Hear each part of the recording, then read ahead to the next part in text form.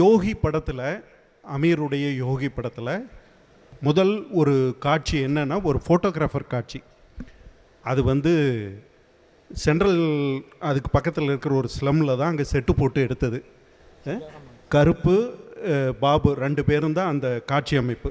அது ஒரு 2-3 இரவு எடுத்தோம்.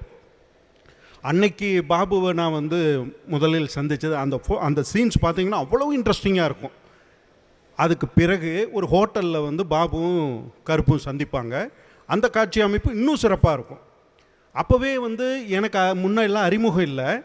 ஆனால் அந்த காட்சி அமைப்புகளில் அந்த சீன்ஸ் எடுக்கும்போது நான் அவ்வளவு ரசிச்சிருக்கேன். அதன் பிறகு நான் அதிகமாக சந்திக்கலை, நாங்கள் நிறைய திரைப்படங்கள் ஒர்க் பண்ணலை. ஆனால் நான் ஒரு ரசிகனாக தமிழ் திரை உலகில் வந்து நிறைய வசனங்கள் பேசி காமெடி பண்ணுற அந்த தன்மையை தான் நான் பார்த்துருக்கேன். ஆனால் வெறும் சைலண்ட் பர்ஃபார்மன்ஸே பார்த்தீங்கன்னா வெறும் சைலண்ட், சின்ன சின்ன டைலாக்ஸுகள். அந்த சைலண்டில் வந்து ஒரு காமெடியை ஒர்க் அவுட் பண்ணுறது வந்து பாபுவனுடைய தனி டேலண்ட்.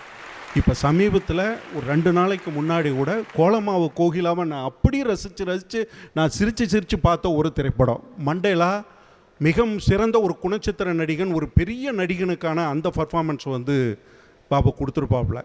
இந்த மேடையில் உண்மையிலுமே நான் ரொம்ப சந்தோஷப்படுறேன் பாபுக்கு இந்த விருதை நான் கொடுத்ததில்ல. ரொம்ப நன்றிங்க, ரொம்ப நன்றி சார்.